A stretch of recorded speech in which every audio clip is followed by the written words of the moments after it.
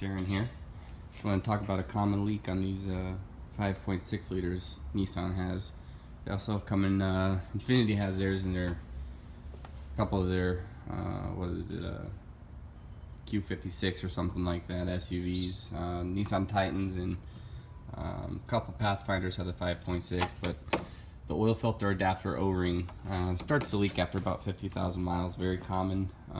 Good news is it's cheap and easy to fix.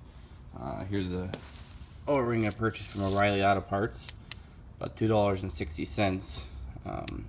Makes it nice. I'm also gonna replace the oil in the oil filter while I'm there, since I have to take off the oil filter to get to this. But let's get under the vehicle and I'll show you where. Alright, so here we are underneath the front of the vehicle. As you can see, there's your oil filter. You may have to remove a skid plate that sits under here for the engine. This model does not have one, so that's better. Here's your oil filter, and your oil filter cooler is right underneath, right behind it. And the leak comes from where the oil filter cooler adapts to the oil pan. Yeah, that would be the oil pan. And so what we're going to do first is remove this oil filter. Get yourself a drain pan, put it underneath here to catch oil that comes out, because there will be some oil that comes out of this oil cooler. Here we go with removing the oil filter.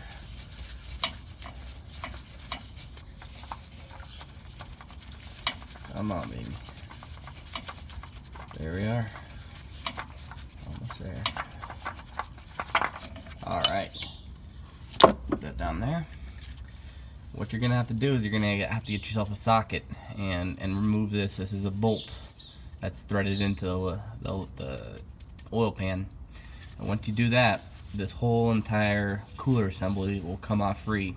These are coolant hoses that go through the cooler. You can leave those on. You don't have to drain your coolant, luckily. But let's go ahead. I went ahead and broke this bolt loose.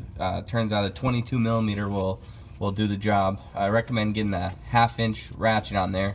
It's on there pretty good. So go ahead and remove this little threaded bolt here, and once we do that, the cooler itself will be loose. And there we are. Nice and easy. See it threaded there. Bolt looks pretty good. Put that down. Once you have that off, you can see the O-ring on the back side here. Go ahead and take it off, and I'm just gonna inspect it. There we go. Yeah, doesn't look too bad. Probably just old, a little bit hard. Since we took the oil filter off, recommend replacing it with a new one. Pretty much reverse procedure from there. Very straightforward. I'm gonna go ahead and do that and replace the oil too. I'm also gonna do an engine flush on this. We just acquired this vehicle from an auction. Gonna be going into our fleet, so I want to make sure that engine oil is really nice and dry. I mean, clean, dry. Under here has to be dry, but engine oil has to be clean. One thing that I recommend you do too to help you out is get a couple cans of carb cleaner or brake cleaner and really degrease this area under here well and start it up once you change your oil, just to verify that there is no more leaks, and just to verify that that O-ring in fact was the leak itself that was coming from, not your oil filter, because your oil filter does have a O-ring under here too. There you have it. I went ahead and replaced the O-ring, degreased it the best I could. I'm probably gonna take it by the car wash and pressure wash the underside of this engine. It's still kind of dirty, but it looks like we don't have a leak there anymore. Hope this video helped. Hope it saved you some time and money. Take care.